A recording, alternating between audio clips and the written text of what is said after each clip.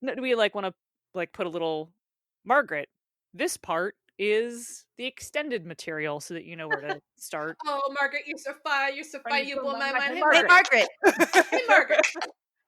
That's all. Margaret. Like just We're gonna cut. right. Whoever is Margaret. Yep. Amazing. Well, that's gonna be the cold open now. I know, right?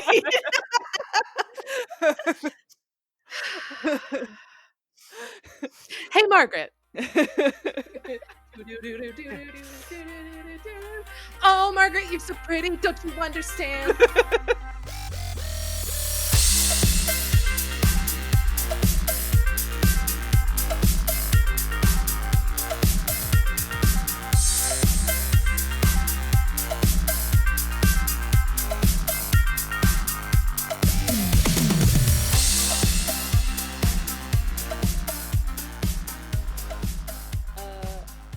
Who wants to talk about dragons?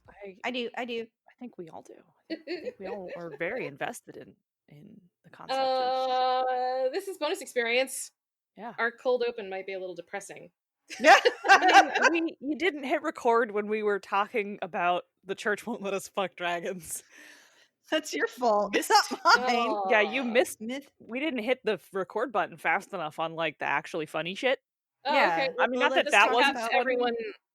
Just to catch everyone up on the funny shit that they missed, sometimes when Rob is our stand-in Margaret, he needs to clarify which episode in Caster is actually like the episode to edit. And I name the episodes really stupid things. And the episode we had previously was titled Church Will Let You Fuck the Dragons. So everyone was very pleased with that. Yeah. We had a whole talk And this about whole episode is about how the church won't let you fuck dragons. Church Won't Let You Fuck Dragons. And the good news is that the Scion line is here to help you with that.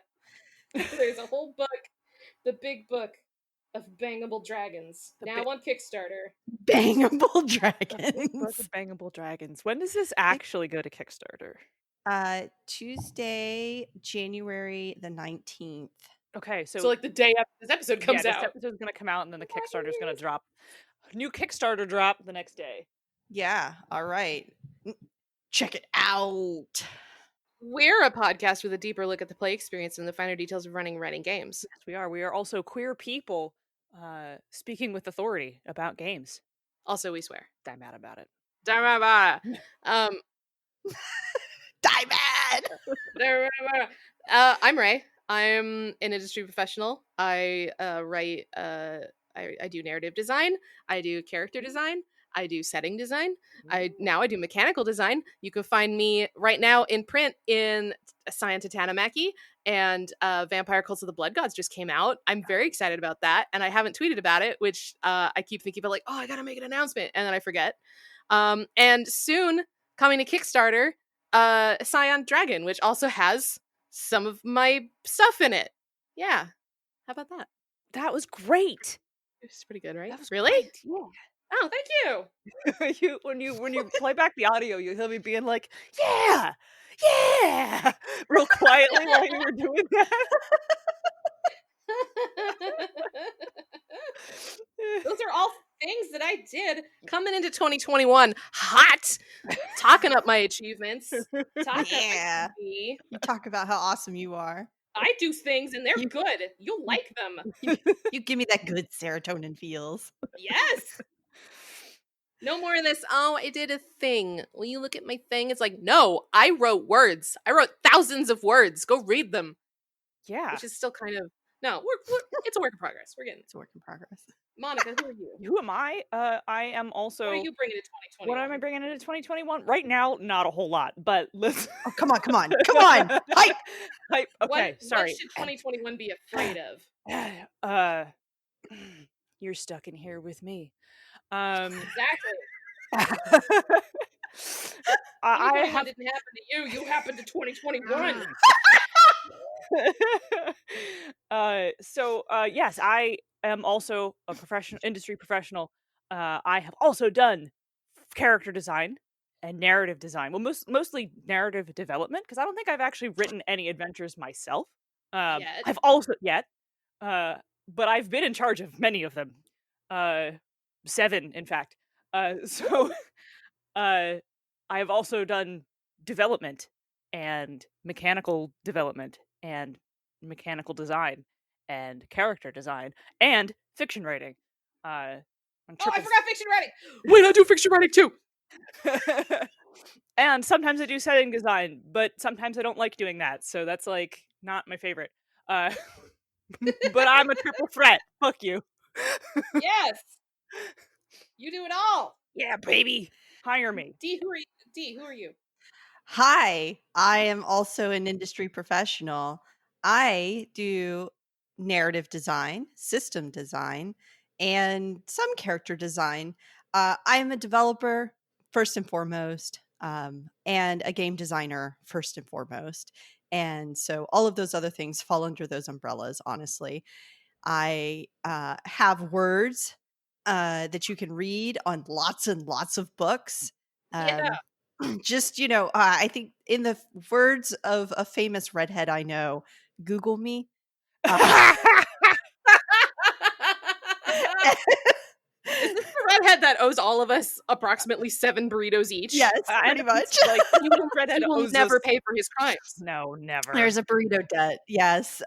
So I honestly, you could find all of my achievements and accomplishments and bragging on daniellelauzon.com. So honestly, if you Google me, you will find things you can read. And there's links to Drive Through RPG, which is where most of my products are found. But yeah, so that's me. At the Hell top of yeah. this episode, you were like, 50 strangers don't know my name, and then you have a website that is your name. Literally Google with no it. traffic. Google it. I can tell you to Google it, but that doesn't mean you'll go there. Google it. I can lead a gamer to a book, but I can't make them read it. Wow. Speaking of gamers and books, We're Started gathered here 2020 today. there's a Kickstarter coming. There is. Kickstarter is coming. Yes, there's a Kickstarter. Right? D. Yes. D. This Oh, is it's your me. baby. I'm D. That's you. me. That's you. Your That's ba- me. your baby. Talk about Yeah. your word baby. So my word baby is Scion Dragon, in which you get to Got play dragons. in which you get to play giant fuck off dragons Yes. and beat up gods Yes. as a giant fuck You off get to dragon. be You a could also dragon be who a fuck fights up. God. You could be a dragon who fights God. Yeah. It sounds way cooler.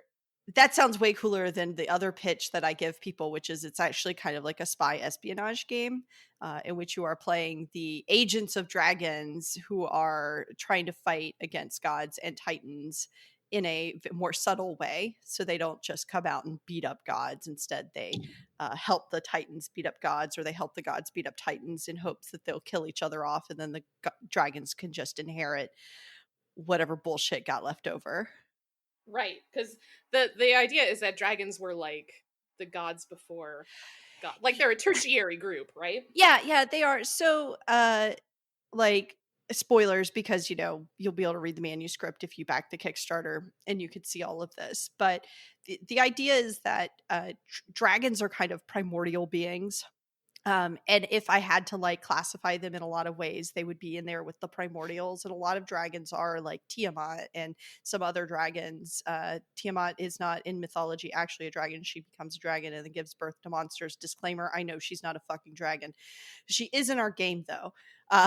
So the idea is that a lot of these dragons were around before people, right? And it's kind of the science aspect of dinosaurs were here before people, and dinosaurs are kind of just dragons, because most mythologies that have any kind of thoughts about dragons is because they found a dinosaur bone. And then they were like, I mean, it makes sense. Yeah. must have been a Dargan. So Yes. people have wild imaginations. It's rooted in real world things. Not all mythologies are based around that, but they found a dinosaur bone.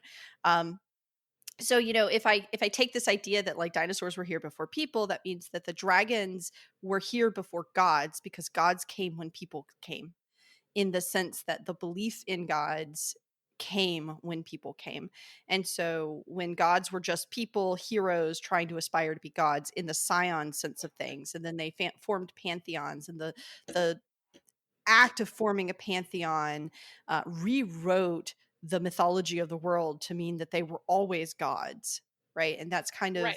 Scion's take of how pantheons kind of shape the world around them through this kind of greater fate thing where, oh, but it's always been true that we were the gods of the world, which is how all mythologies are true, right? Because the gods just keep kind of like fuckering around with real history to make it fit their paradigm.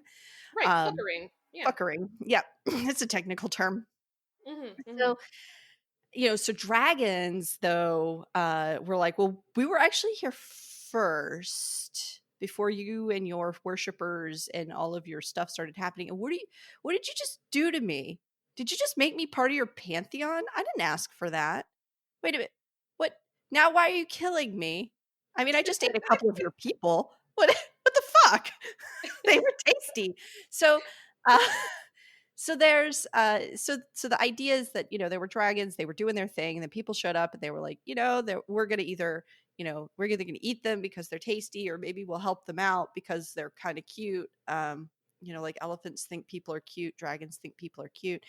So there's some elements there of dragons were here first, but then the gods came and they rewrote history. Dragons are they were there first in the sense of the world. It's not like, I know some people were like, oh, secret history of the world, we're so upset. It's not a secret history of the world. It's just a reframing of the truth that dragons believe. Right. Is that they were here first, and then gods came by and changed the truth of the world around them. And for dragons, they're like, no, but I remember the way it used to be. Now, that's their narrative, and if that's true or not is really up to the reader. The dragons could just be like, no, we want to have always been here, so that's our truth, and that's what we're saying. It could be the truth, it could be a lie that they tell everyone so that they can feel superior. Who fucking knows, right? But we present it as a truth, but it's also presented from the point of view of the dragons. Right. It could be said that they're unreliable narrators. A little bit, and only in their own history, and some of that is because they don't necessarily remember, because while they do remember things before the gods came, the gods' fates are so powerful that they literally rewrite reality, which means that reality has been rewritten for dragons quite a bit. Right. So what they remember and what they don't remember, what they think they remember, is maybe subject to some scrutiny from the outside, but from the inside, like, fuck it, they know everything. Yeah. And Yeah. that's cool. I mean, yeah, they're dragons, of course. They're gonna act like they're the best. King of Shit Mountain. So this is also presented as kind of an optional like addition to the Scion line, like not required at all for the rest of the game. I mean, no, of course not. Like, no supplement is required to play the base game. I think it is a really interesting additional counterpoint to the Titanomachy. Gods versus dragons is a thing. Gods versus dragons. Oh my god, gods versus titans is a thing that that is an important part of Scion. But some of that is in the background. Some of that is a little bit of a Cold War, and so having in a Cold War, having a third element that is playing both sides against the middle, or is playing spy games in the middle of that, really adds a depth of nuance to stories Right. that I think adds a whole lot to the game. So even if you're not playing as the agents themselves, as the heirs to dragons, even if you're just including them as an antagonist organization in your base game, I think they add a lot to a base game of Scion. But of course, they're optional, just like any literally every supplement. non-core book is. Right, exactly. Yeah. There is, in fact, an adventure in Titanomachy that sort of ties into it a little bit. Yes. It was our little preview of what Dragon was going to be like. Could add to your story. Could add to your story. Yeah. Yeah, it can add to your story, right? And I think the interesting thing of playing as heirs to dragons is going to be the fun aspect of one getting to play a person who can shapeshift into a big fuck off dragon. Right? Uh, like I'm excited about that, if nothing else. I think the mechanical design, if I'm going to toot my own horn and Monica's, Boop, boop. is toot toot motherfucker. Uh, it is really top notch. And so I think playing as dragons, having dragon magic, having the knacks associated with being a dragon and transforming into a dragon is going to feel very satisfying. And then the games that you'll be playing as a dragon character is going to be, instead of, we're going out and doing heroic deeds and being the big fuck off heroes, is instead going to be more subtle. We're following a mystery, we're investigating a thing, we're reclaiming a heritage. So the stories are going to be, I think, more subtle and more thought-provoking style stories, Okay. that also can engage in action-packed spy thriller bullshit. And Nice. forgive me if this is off base, but it also sounds like you could do some more morally gray stuff with a Oh lot more yes, comfort because you yes, don't have to worry about being virtuous or right. adhering to these the being a hero.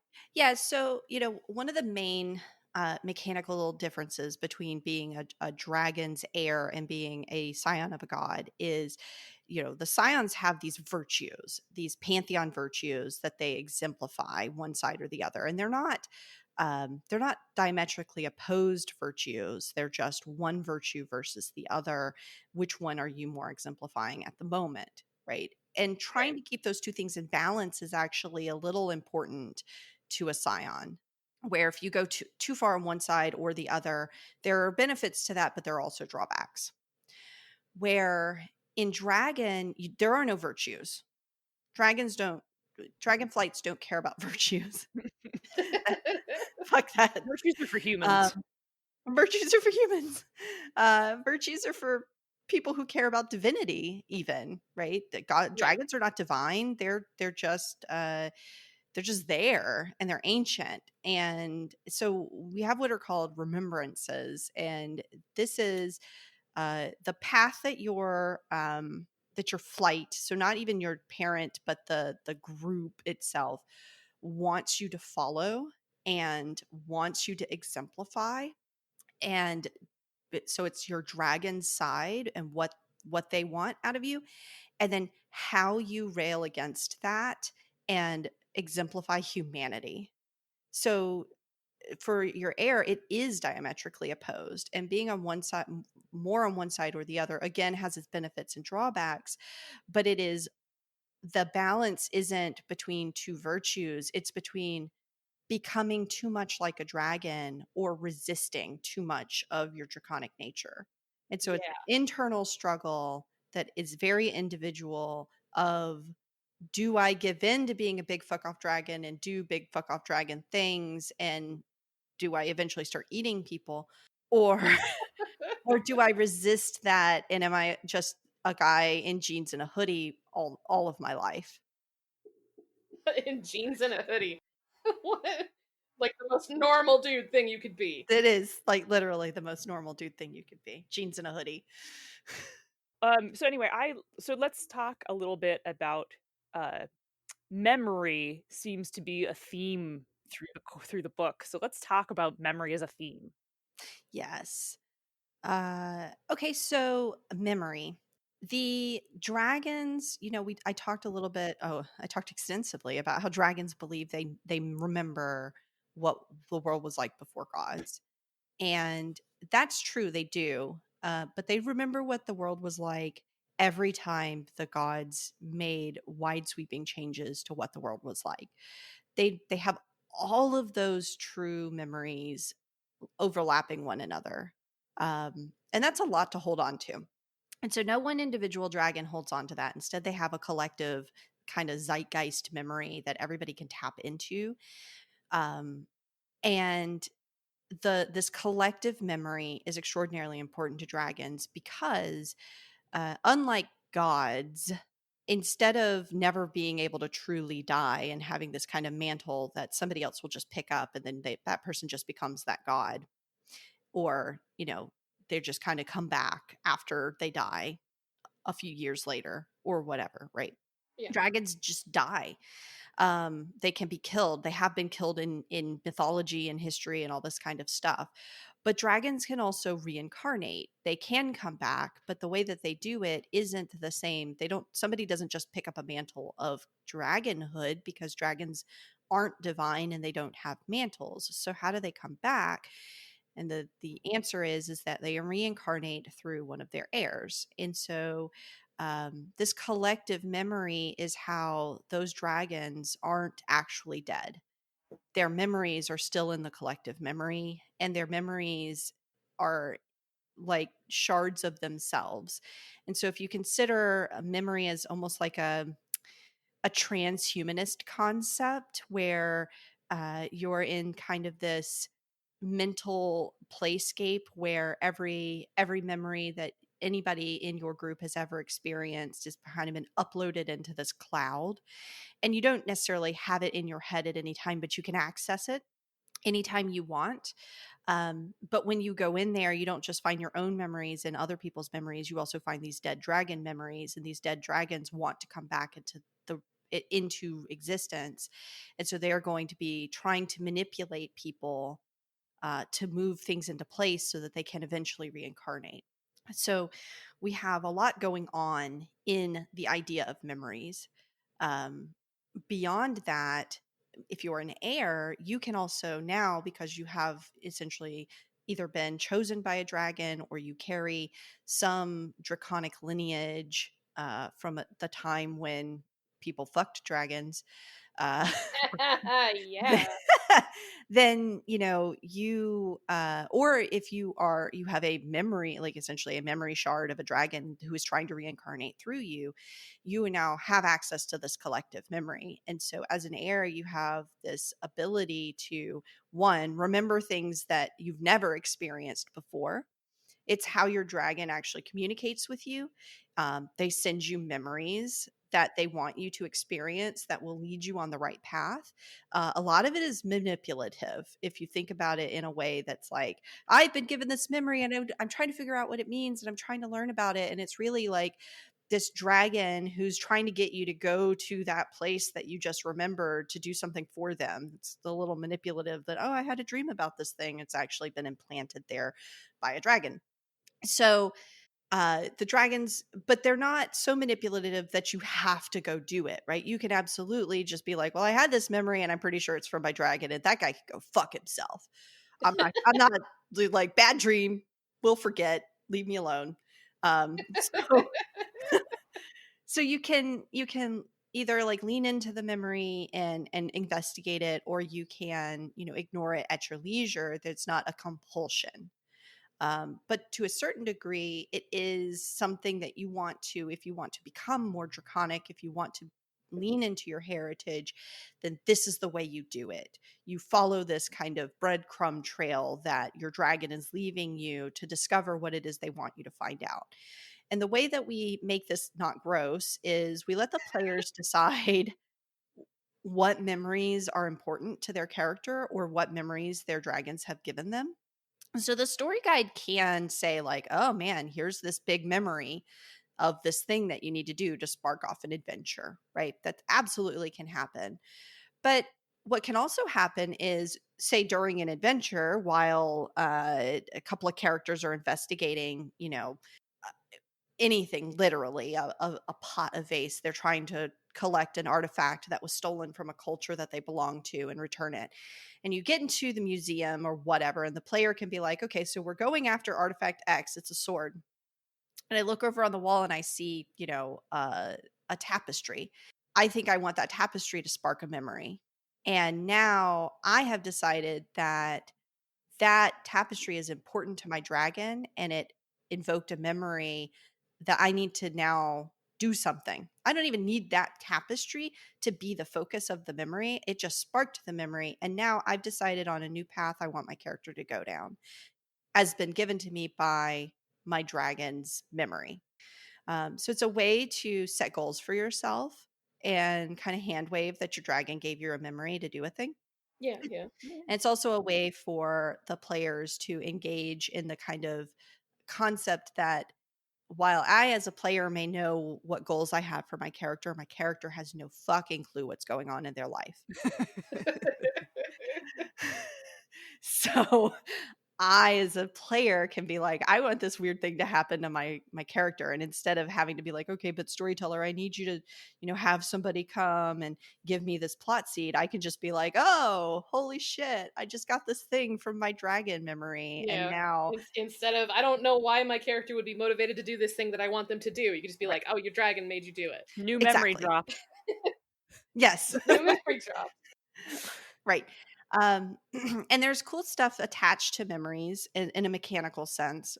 There's a system for it in which you can invoke a memory and it can compel you to do things, and leaning into following the memory is the way that you gain more draconic power. So just like your legendary deeds that you do in Scion, now you have these memory deeds, and you have to accomplish a memory deed to be able to increase in your legend equivalent, which is called inheritance. um, so yeah, I think it's a cool thing. I think you can also like pull on memories to like remember how to do a thing you've never done before. Yeah, okay, like, Matrix style. Yeah. I Hmm. downloaded jujitsu. Right. That kind of, Yeah. yeah.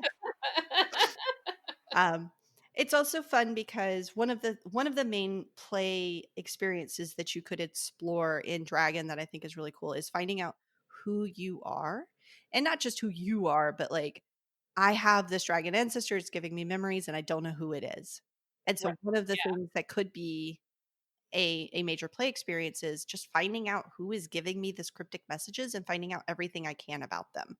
Right. Because speaking as someone who wrote a little bit of dragon stuff, when you make a character, you don't necessarily go the way you do with Scion, where you say, okay, I'm a Scion of Apollo, or I was Yeah. adopted by Amaterasu.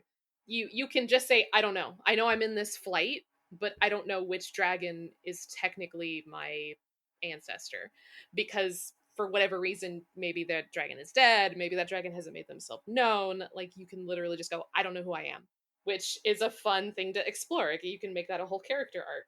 Right. Absolutely. And it's I think one of my or two of my SIGs that I wrote don't have stated heirs. Yeah, they don't have, yeah, it's just the flight that they belong to, but don't have like, they don't know who the person, the dragon is. And that's also fun because we don't actually present a lot of dragon options. There's about like 6 per flight, which if you compare that to dragon, I mean, compare that to Scion, where there's 10 to 13 gods per pantheon. Uh-huh. Right, it is a much lower number.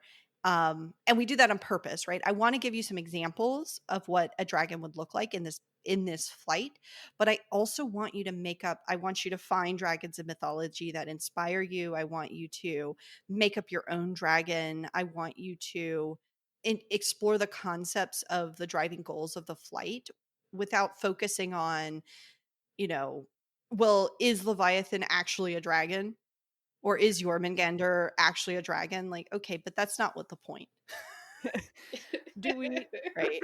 do we want to talk a little bit too about characters, personages, dragons who are double dipping? Yeah. Like Yes. you just like Nidhogg and Algwong and Algrong is actually, I think, triple dipping. yes, Algwong is triple Alcon dipping. Yes. it's god and a titan and Uh, a So you said yeah, earlier that dragons don't really have mantles, sure. but they can also be double and triple dipping, which Yes. sounds to me, just from someone who like has been part of creating Scion's cosmology, which is weird, Mhm. and sometimes So weird. inconsistent, kind of intentionally.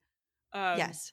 that like, so let me see if you agree with this take. I don't know if the book talks about it at all. That like dragons are sort of something separate. They're closer to primordials, who can also get double dipped into mantles too. And Yes. this Right. sounds to me like a god is like, I am also that guy.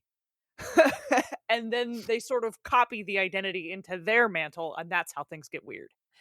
A little of both. So it can happen that way, but I think there's, we do address how is a god a dragon? How is a dragon a god? How Mhm. is a dragon also a titan? Right. Right? Because gods and titans are divine. Dragons are not divine, but they are as powerful as divine creatures. And so, how does a dragon go from being a dragon to being a divine creature? And, that question and answer comes in, how does a person go from being a person to being a divine creature? Mhm. I dug into this some with Neil, and in true Neil fashion, he had a lot of answers that just confused the shit out of me. Uh, because Scion sometimes does that. But in the long and short of it is that when pantheons were being made, right? And gods were becoming gods. In some cases, the pantheons were like, "Hey, dragon guy, do you want to be a god with us?" And the dragon was like, "Yeah, sure, why not? I've been having fun hanging out with you." And then they were like, "Cool, here's a divine mantle. You are divine now." And they were like, "Cool, I am a divine being. I am no longer a dragon. I am this divine being instead." And after a while, they were like, "Was I a dragon? I think I was a dragon. I if I take this mantle off, if I take the mantle off, I'm a dragon." So some dragons are wearing godly mantles, uh, and or titanic mantles that were gifted to them in a sort of way by gods. Um, but they themselves didn't create the mantle, and they didn't even necessarily ask for the mantle of godhood in some cases, or titanhood, especially titanhood, right? So a lot of the dragons who are also titans, there's a ton of them, didn't necessarily want that for themselves, but when the pantheon was forming, it kind of got thrust upon them in a trickery kind of way. Okay. You can't just throw a mantle on someone and have it stick. But, when, you know, Apep, Apophis, when Apophis was chasing down Ray, Do, Re, Mi, Fa, So. Rob, Robbie, uh, Ro. yeah.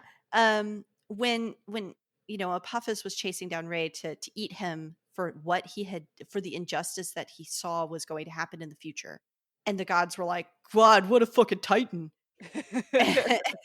And Apophis was like, "Well, I mean, if the shoe fits, fuck you, I'm gonna eat you." Uh, Lace that bitch up and wear Uh-huh. it. Uh-huh.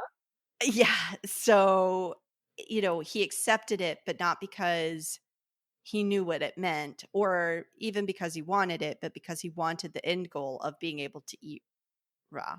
And He's it just, whatever it'll take to get to eat raw. yeah, pretty Ah. much. And then, now there's a Titan Apep and there's a dragon Apophis, and uh they know each other exist. They kind of deny that they are the same person, All entity. right. Yeah. So, and that's just one story, right?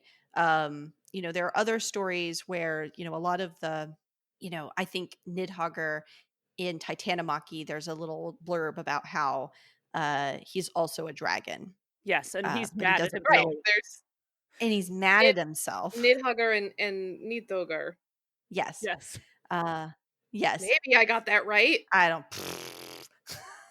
Yeah, so he's mad at himself. And in Dragon, he doesn't understand uh how that little thing, that little titan over there could be him. And how could how dare he let the gods do that to him? Were they written? This Were they written is by the all same stuff I person? So written by the same person, they're yes. written, yeah. Well, yeah. That's great.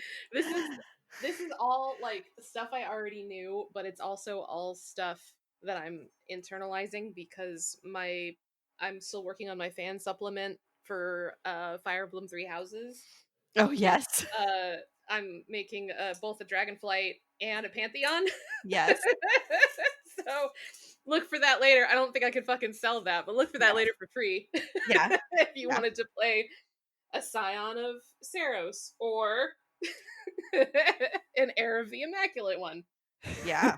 Anyway, And anyway, yeah, Ao Guang, am not sure, like, forgot. Also, all written by the same Mhm. person. Yeah. And, except Did not forget. Just no, accepted that bargain. right. I He was believe just, he's you just know, like, like, yes, I am all three things. yeah. No, he's like, right now I need to be. So it was. I think his story is more like, right now I need to be a god because that's what's best for me. And then, oh, you want me to be a titan? Yeah, okay, if that serves. And then like the dragons are like, hey, but you're a dragon. He's like, yeah, I know. I'm working on it. He's Like, he's really a delightful villain in yes, he is. Titanomachy. I don't know how Dragon presents him. A little like that, Yeah, yes. okay. so Kickstarter is coming up. Yeah, How Kickstarter. much can we actually talk about the Kickstarter itself? Like stretch goals and shit. I mean, I don't know which stretch goals will be announced early, but based on any other Kickstarter by Onyx Path, there's going to be a companion book available for both Scion, Dragon, and for Masks of the Mythos. Yes, yes. And each like monetary breakpoint, which I don't know how much money it will be between each one, will add elements to each companion book. The more money we make, the more we can put into the companion book. Yeah, okay. So that's just basic OPP Kickstarter 101. Like that's Yeah, always okay. true. I have suggested some hopefully some new flights that can get put Yeah. into the companion book. Yeah. Hopefully some new rules that can expand some of the rules that we don't have fully fleshed out as much as I would like, because there's only so much I can fit into one book. And so I have suggested these things. Hopefully we'll reach them as Kickstarter goals. So I can't really say exactly what they are because we announce them as the Kickstarter progresses, but give us more money Yeah. because I want to write more content for Dragon. And if you back at a certain level, you get the advanced copy, right? Like you Yeah, get, you okay, we're only going to be collecting errata and all that. Oh yeah, you only need like the $5 is all you need to pledge to get a copy of the manuscripts, both of Yeah. them, Yes. and we'll be unleashing the Dragon manuscript first in the first 2 weeks of the Kickstarter, and then the second 2 weeks of the Kickstarter, you'll get the Masks of the Mythos manuscript. So the idea is that hopefully the way the Kickstarter is structured, because it's two separate supplements, Mask of the Mythos is not related to Dragon in any aspect other than it is a Scion product. And But vice versa. Dragon isn't right, related to Mask of the Mythos. yeah, other than they are Scion products, um so you can, if you're interested in the Mythos stuff, you can just back to get a Mythos book. If you're interested in the Dragon stuff, you can just back to get a Dragon book.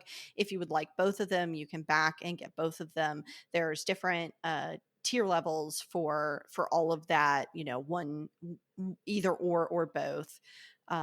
So you can kind of, it's like a menu of options that you can choose between. So if you're backing, the at Dragon, you will get the Dragon companion. If you're backing the Mask of the Mythos, you'll get the Mythos companion. If you want both, then you'll get both the companions, kind of thing. Okay. So yeah, it's exciting. I'm excited. I'm excited. It's I'm excited.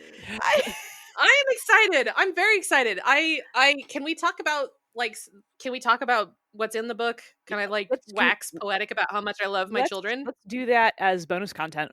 yes, Yeah, if yes. you Okay. okay, so Okay. people who are listening at the regular rate, if you really want to hear more stuff about the Dragon Kickstarter, you better go give us $1. Yes. Go give us $1, then go give the Kickstarter like $5. $5. Yes, And and That's then you'll your know that's everything. then you'll know everything your for the expense price of for the month. $6.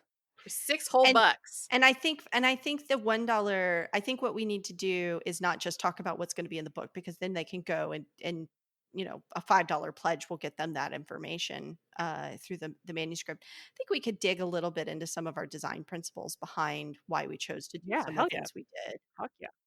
Yeah, it's my favorite thing to talk about. I think that should I wrap know. our regular episode because we got some good stuff to talk about. And if you want the rest, that's premium content. Go pay for it. We're gonna go talk about the premium content.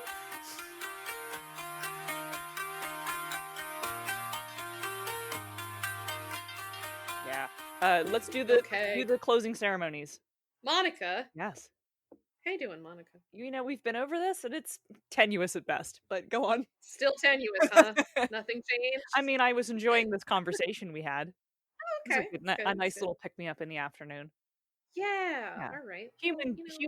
Semi-human contact is a what more can you hope plus. for in the age of Rona?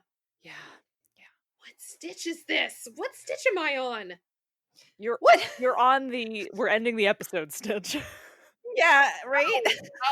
Where are we on Twitter? We are on Twitter. Where am I? We are on Twitter. You can holler at us on Twitter at bonusexpcast. That's right. Okay, what about like you personally though? Me personally, if you want to follow me for some combination of tabletop discussion, Genshin Impact art, and political posts, political retweets mostly. I don't actually comment on most of that. There's much smarter people than me out there. You can follow me at Zenith Sun. Okay. If you wanted to follow me for much the same reason you would follow Monica, except with about 80% more impotent rage, you can find me. I'm Ray W. Cole on Twitter. We one more thing that they need to know. Do you remember? D. Well, yes. D. What's your Twitter? That too. I feel like Monica was going somewhere else with that, but you can find me at Impernius on Twitter. If you want to find me, if that's hard to spell, you can always look for me on www.daniellelauzon.com, and that has links to all of my social media stuff. It could be hard to spell. I don't know that it's even a word. It's not. It is my 16-year-old self trying to spell impernicious and spelling it incorrectly, but then it became my user handle on ICQ. Oh my god. Actually, that was originally on MIRC. Oh, okay. Oh! Yeah. Monica was appeased, but I was not.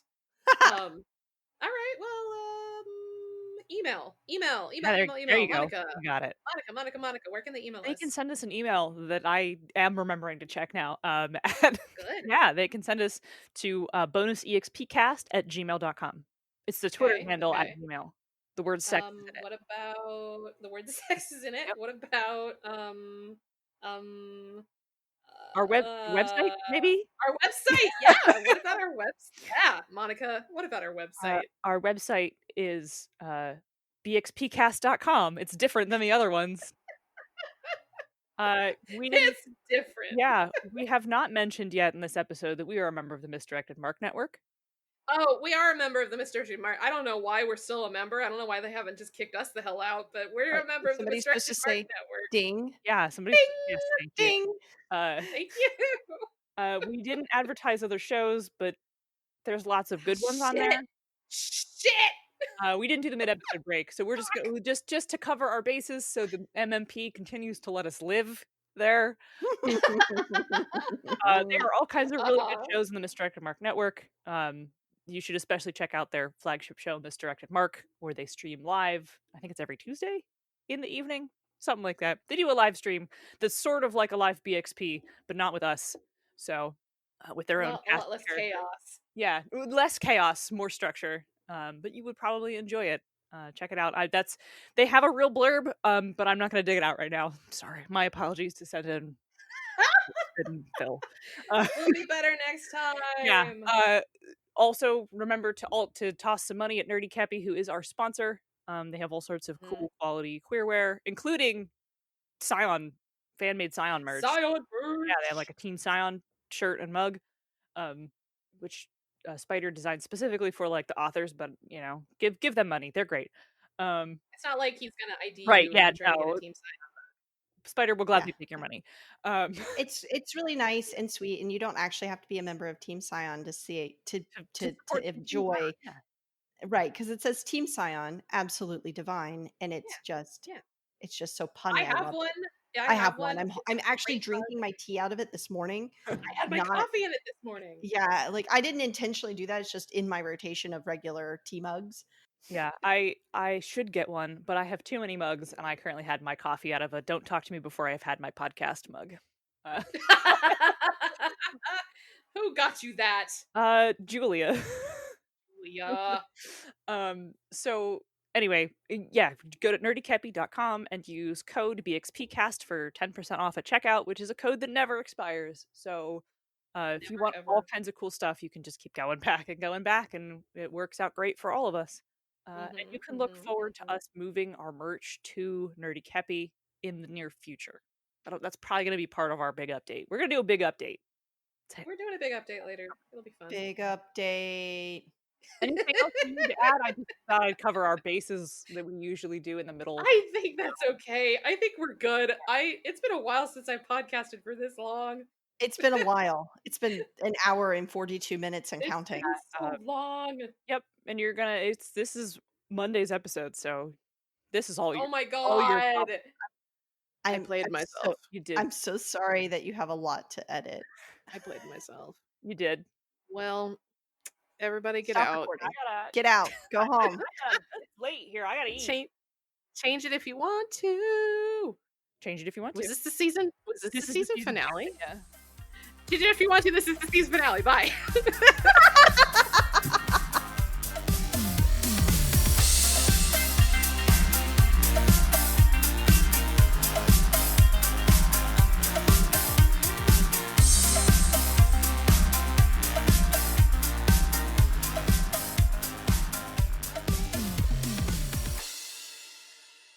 Bonus Experience is written and produced by Monica and Ray. Their sweet logo and art are by Nina Studios. And their bitchin' theme song is reused always with delight by Analog by Nature. Used under the attribution non-commercial Creative Commons license. Me, I can't wait to play my Raccoon Totem Full Moon Lunar Exalt when Exalted Essence Edition comes out. See yous next time.